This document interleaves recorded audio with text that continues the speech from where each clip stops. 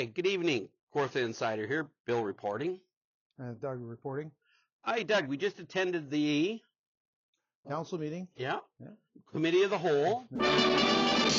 Overture, curtain lights. This is it, the night of nights. No more rehearsing and nursing a part. We know every part by heart. Committee of the Whole. January the 10th. It was quite interesting.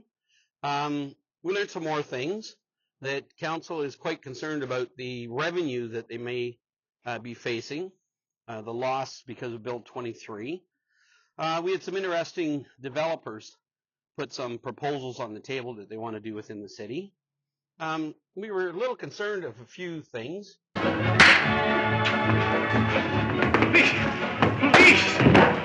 don't do that. Yes, very much so. Yeah. Yeah. Do you mind telling the? You have a more. Okay, I will. We had developers that are putting proposals because under Bill 23, it's now allowed them to build condominiums versus building subdivisions.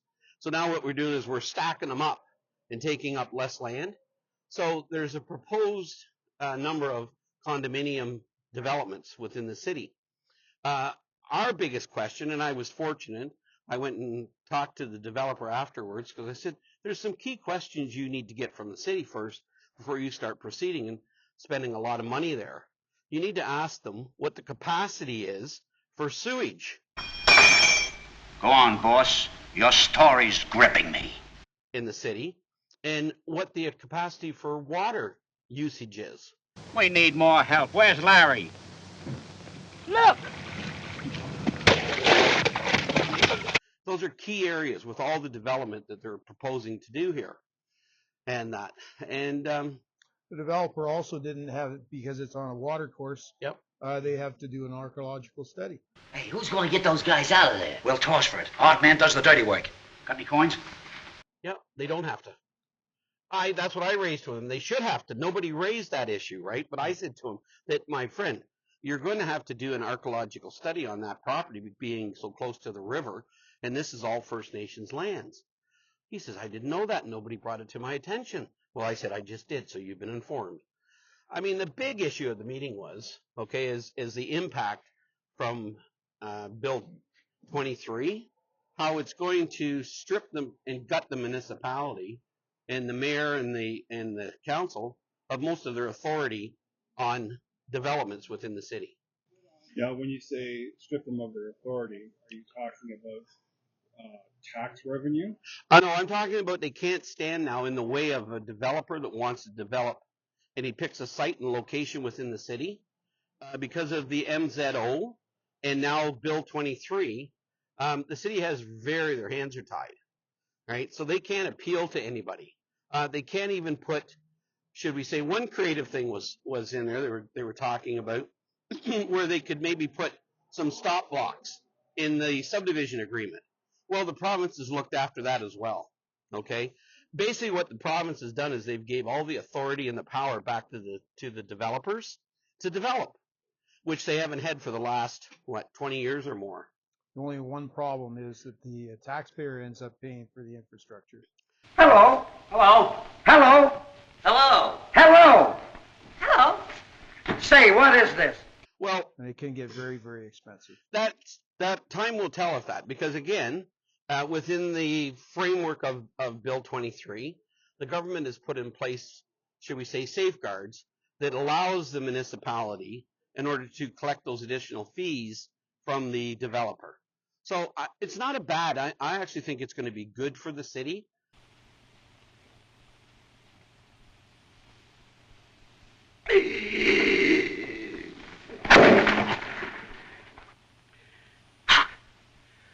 We're going to get some growth. They're actually going to have to look at how they deliver services, because I believe in the end that's what the agenda is of the province, is that the municipalities will be only there to deliver the services to the people. They won't have any more authority in deciding what we build, where we build, how we build, or they won't have that authority to tax the developer. Luca, c'est un banana. Uvo. Menu. C'est la banana. The other issue, which is really creative, I think, is that they come up and they said, well, if we're going to lose money, well, we're looking at some real ways that we can recapture that money. We'll just add it on to the land transfer tax. And I'm thinking, you people aren't very bright. Land tax tax is set by the province. So you can't play with that. It's a provincial jurisdiction. I mean, the bottom line is they're going to have to trim the ship. They're going to have to cut out a lot of waste. Oh! They're going to have to live within their means finally. Okay, from a taxpayer's point of view, this could have been the best thing that happened. Bill 23. For Kawartha Insider. For Kawartha Insider. Bill out. Doug out.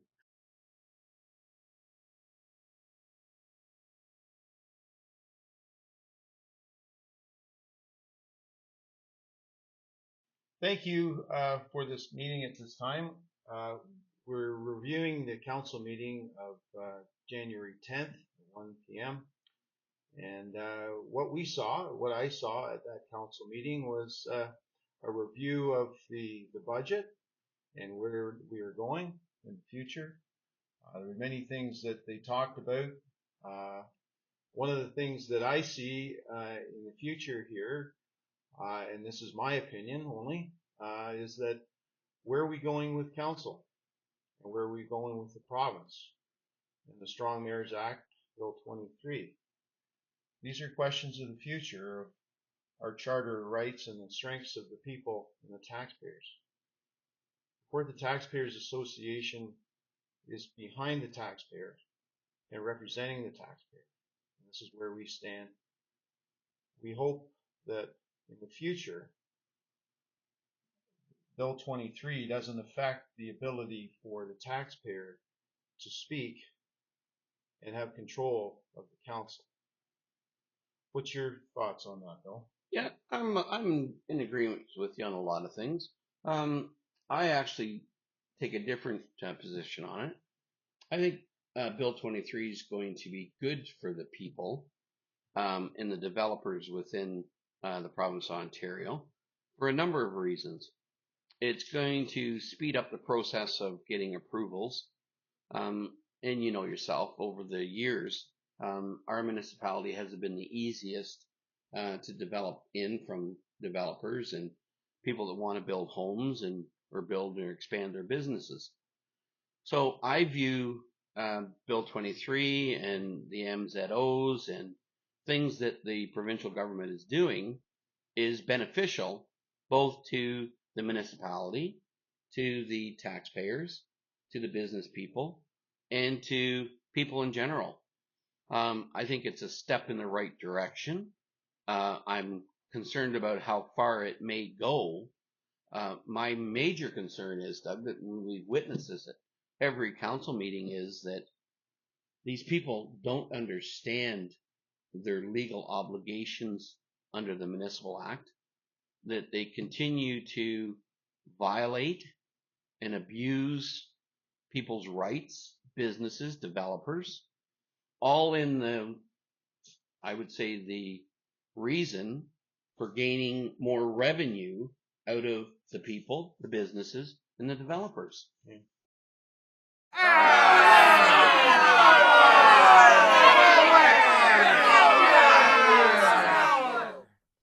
And what do you think on that? Well, I'm not against development, but I think we need to have some more local developers involved with the situation. It seems as though the last few years it's developers from outside the area. And where my concerns are, in my opinion, is that we're left with what's left. The development charges and all that are all put on the taxpayer, and I disagree with that. I know that there's impact fees that are not being covered, being schools and police and infrastructure, roads and all these things that shouldn't be put on the taxpayer. It should be put on the developer, because the developer does cover that cost in the final cost of the home or the project that they put forth. This is where I disagree. I think that in the future, our taxpayers should not be impacted with these things. You stay out of this. And you too.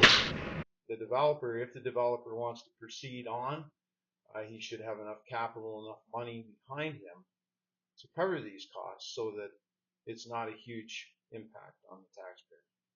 Yeah, and I can understand your concern there, but the problem is the Municipal Act doesn't allow for that to happen. Yeah, I understand. I mean, it's very clear in the act that that's the municipality's role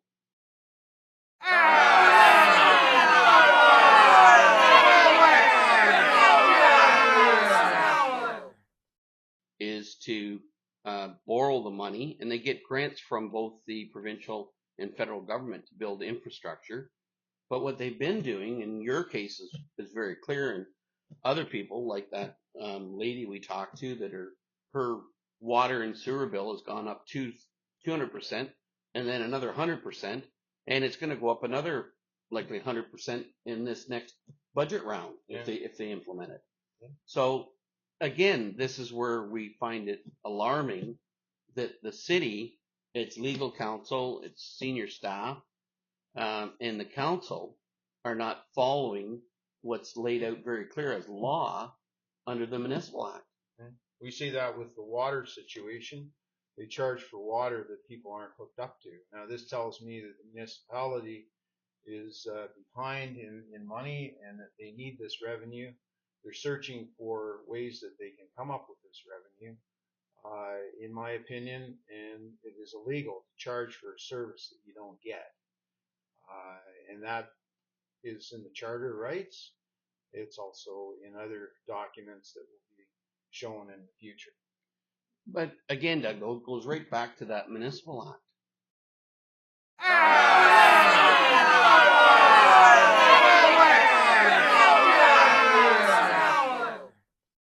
I mean, it's all laid out really clear what the municipalities can charge for, at what rates they can bring in, how they can access funds from both the provincial and federal governments for infrastructure.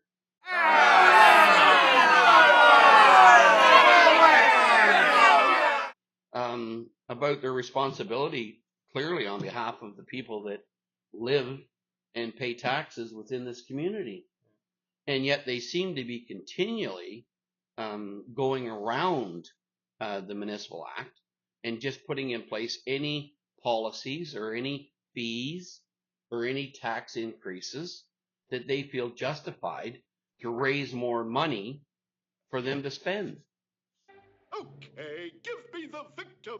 Give me the victim! Come on! But, sire, we're all out of victims. Out of victims? Captain of the Guards! Get me a victim right away, or you'll be the victim. May I interject for a moment? Yes. So going back several months ago, there was a conversation through council where they talked about all of the pending tenders that were out there. They just went through and broadly gave a 25% increase to everything.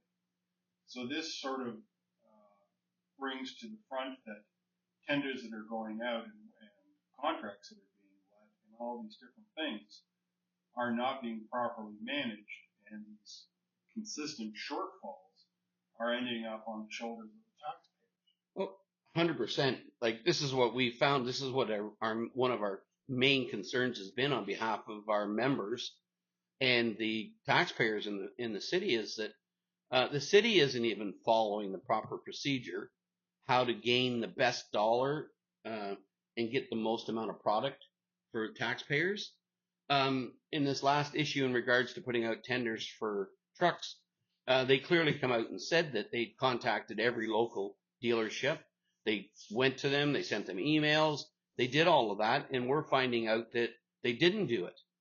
They didn't do it, or they don't do it. They don't do it, and they didn't do it in this case. We talked to a number of dealerships within the community, and they were never contacted. They didn't even know that these tenders were available. And yet the director that was responsible for it said at council and informed council that she had continually went out of her way to contact local dealers to bid on the contract and put in a tender to supply these vehicles. And instead, a dealership from up north, Muskoka, I believe, wasn't it, Greg? Or I mean, Doug, sorry. Yes. And won the tender. And then they come up with this ludicrous excuse that it was because of they couldn't resend that tender back out, cancel it, because of the North America Free Trade Agreement, which is complete ludicrous. Yeah. It has no impact on this municipality whatsoever. That's to do with it. federal jurisdiction. That's not municipal jurisdiction. So there's an awful lot of misuse of information given from the staff to the council. And I find that very appalling. Maybe we could describe it as being selective information. I would agree with that 100%. The staff have an agenda to get what they want, and the only way that they can get that is to convince the council to vote in their favor to get it.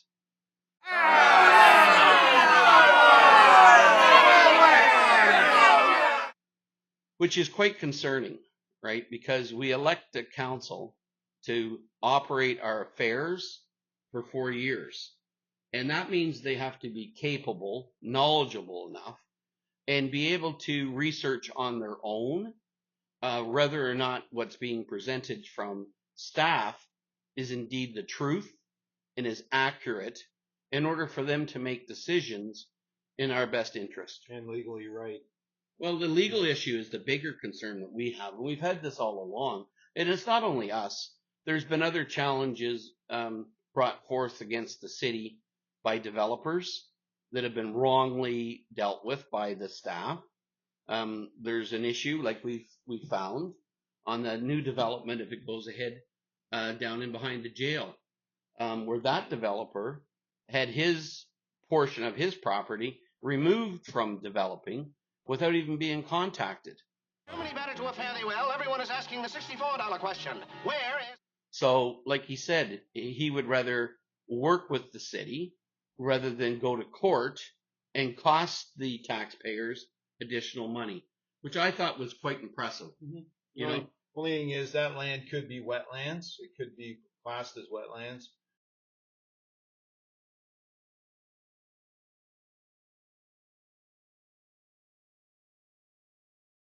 The people that are involved with that are searching through with the Conservation Authority and seeing what the Conservation Authority says about that land and what its jurisdiction is as to wetlands along the riverbank.